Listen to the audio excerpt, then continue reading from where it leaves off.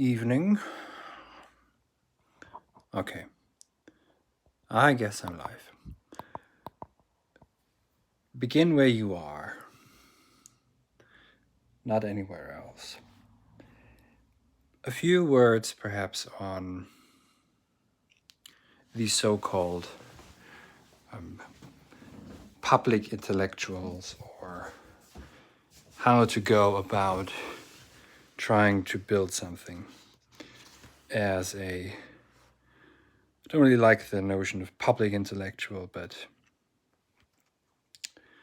well, how to escape institutional capture and do the work outside without being captured again. And hence, I think the notion begin where you are is quite important. Not to get caught up in superficial technicalities that don't matter.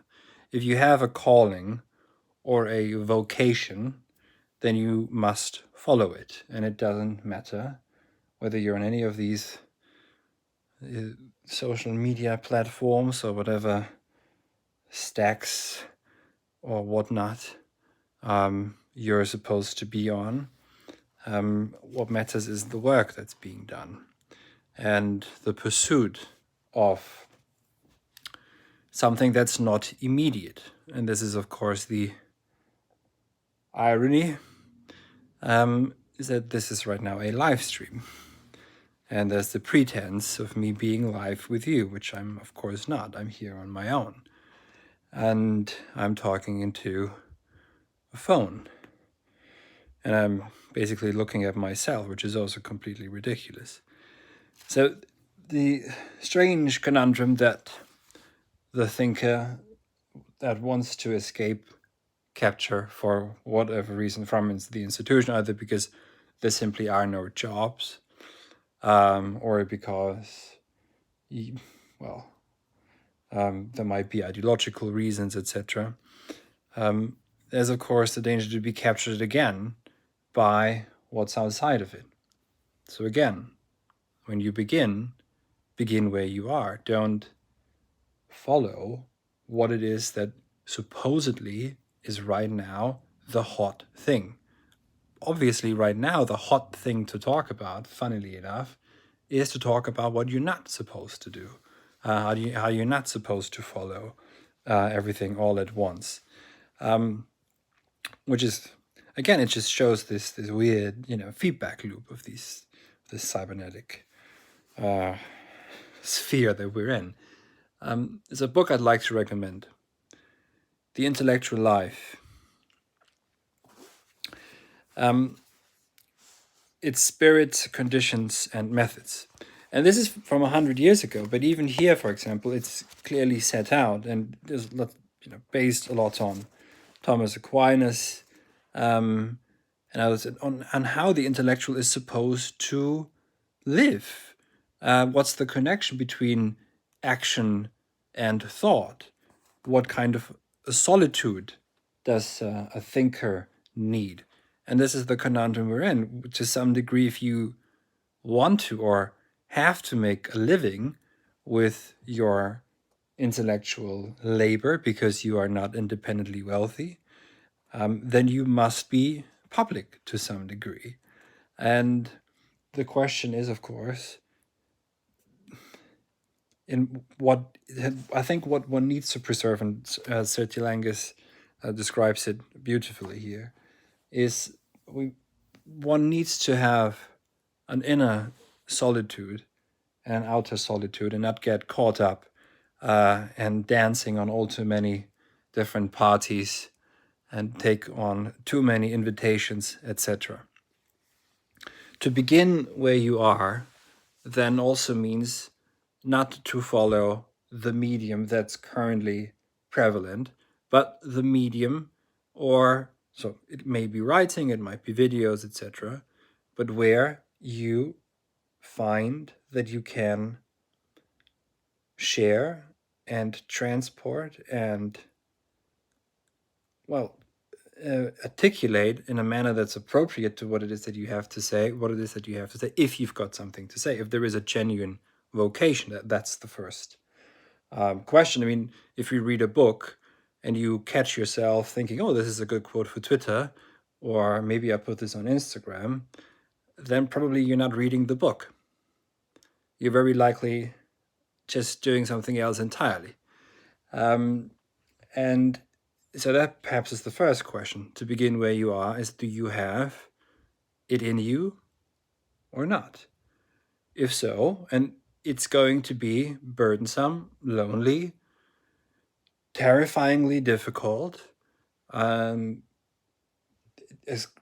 There's no way around it, and if no one should do any of this for celebrity status or anything like this. But what's most important, I think, is that one needs to have from the beginning. That's the beginning stance that you have to take, or that you have to find. And if you can't find it, you will be captured again. So if you leave academia, for example, because it's unbearable, the logic of capital that's prevalent, which is publish or perish is one of the slogans, right? You have to publish papers. You have to become a factory of papers, of meaningless gibberish that you put out in order to ramp up your impact factor. Sounds so important, your impact factor. This is here's my Google Scholar. Here's my Google Scholar ranking. By the way, any of the academic conferences I went to, there were always people there who told me, by the way, I'm in the top 3% of academia. And I started wondering at some point, well, that must be a pretty massive top 3%. It's like almost 99% of everyone on academia is in the top 3%.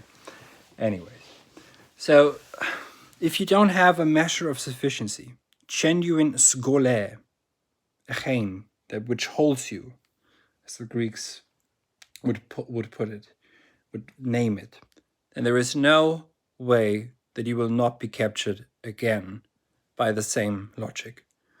Because then you will start thinking, I need 20,000 subscribers here, and 50,000 people on my email list, and 100,000 or maybe $200,000 a year, and this, and then I can hire 10 people. You're back at where you started. You have got no measure of sufficiency, and you're doing it for all the wrong reasons. There's obviously no vocation. There is no calling. There is simply an attempt to fulfill the mysterious ways of capital in a different setting, which seems perhaps more free because you're now outside of the institutions, but you're creating a beast or a machine that you won't be able to steer forever. It'll actually burn you out.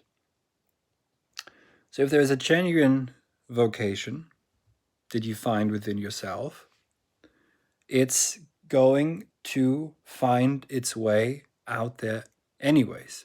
The danger, of course, of the internet is that it's very immediate. As I said in the beginning of this live stream, the irony is that I'm doing this live, and it's the pretense of me being live with you, which I'm not. I'm staring at a phone, basically staring at myself. And the immediacy has, of course, a certain appeal, because it seems that we can kind of bypass the gatekeepers, the unjust gatekeepers. We can say what we have to say immediately. But at the same time, you can get caught up in this circular will to will, where you want more of the clicks and hits and immediate feedbacks on anything that you put out. So I think that perhaps, without giving a formula or any kind of how to be successful on the internet, no. If you're a playful type, capable of playing with tensions, opposites, which can perhaps, without trying to solve for them dialectically or synthesize, but to uphold the tension between the public and the non-public, the necessity to withdraw and then be very present, but also perhaps have a bit of an eccentric approach to it, where you can give a very heartfelt speech and be very public, but at the same time also not take it perhaps too seriously. Or as Emerson puts it, you're also a savage, internally an outlaw. So you must preserve for yourself solitude, and not get caught up in anything and not take it perhaps too seriously. And by that I mean not your own work or the vocation, but any of what happens publicly is not all that important at all. Set the goals, don't get caught in a different kind of beast-like machinery. And perhaps then there somewhere in between withdrawing, self-concealing, a genuine vocation which does not aim for immediate appreciation or recognition, leads to what the light bearers have always had to do, which is to work in the dark to generate the matter of stars.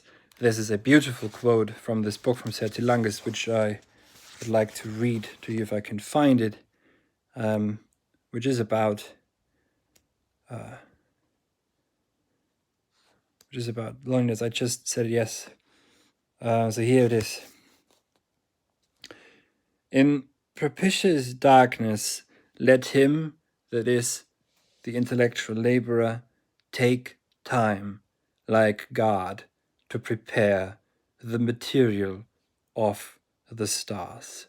The most exquisite songs in nature are heard at night. The nightingale, the crystal-voiced toad, the cricket sing in the darkness. All who bear a message, all poets, all seekers, also, and those who are on the alert to pick up the truths that lie scattered round us, must plunge deep into the vast emptiness which is plenitude. And of course, it is in the tension also between action and ideas, between the public and the solitude, that that something can arise from this beautiful tension. It is also when we go public and become a bit more public that perhaps what would seem to be an abstraction, a decent thought, collapses. But it is also then when we become too, we mustn't at the same time fall for the herd as well. So it is an inner stance one has to take first. And that's the question of finding one's measure of sufficiency in all areas, and the balance and equilibrium between the opposing forces and drives within oneself first, which I think can give rise to, or can help to this, in this endeavor.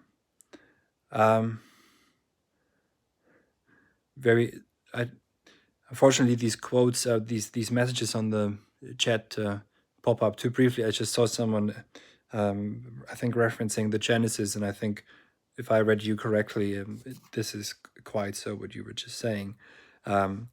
So it's everywhere on its path. This is another quote from Sertilanges. Action finds assimilable elements and slices of life which give form and shape to abstract ideas. So this is important to see. And he gives the example of put an artist in front of a tree, he will make endless sketches of it without ever imagining that he has completely rendered what nature expresses. So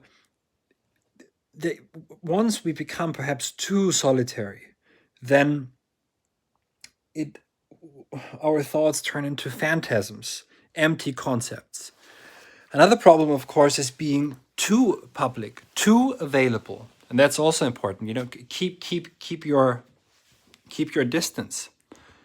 Don't be too available to keep yourself sane. But also, if it becomes too available, too public, too often, too quickly responsive to any kind of a discourse or whatever madness is happening today, which is of course forgotten within the next 24 hours, then it becomes radio. Even the most important thoughts can become terrifyingly dull slogans. So, to anyone then who's listening, who's perhaps interested in starting something or has already started, it's perhaps a good idea to again think, where are you? And this is where you begin.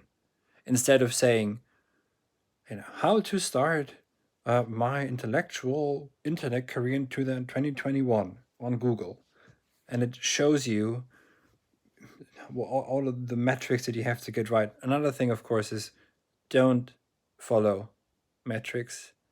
They don't really matter. Don't compare metrics, because that's going to drive you insane. Never compare metrics. Never. It makes no sense to do that. It's also, it's a sign that you don't have a vocation, if that's what you're after. Of course, once you have to make a living with it, there is a play with numbers.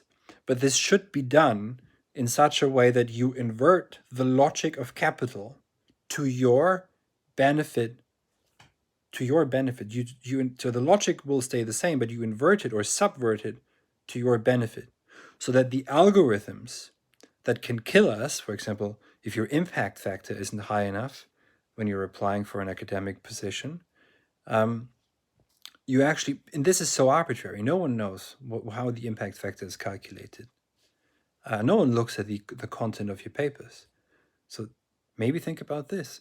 Is there a way of inverting this logic to the benefit of what I need in terms of a measure of sufficiency to be able to live well in a healthy solitude, so that I can do the work that I need to do? And this, of course, and solitude means not just being completely isolated, but in that sense, only available to the dialogues that you need to have. So again, I'll end this with saying, begin where you are and find your innermost measure of sufficiency, what the Greeks call skole. And I would recommend again this book by Serti Langis, The Intellectual Life. Thank you very much. Have a good evening. Good night.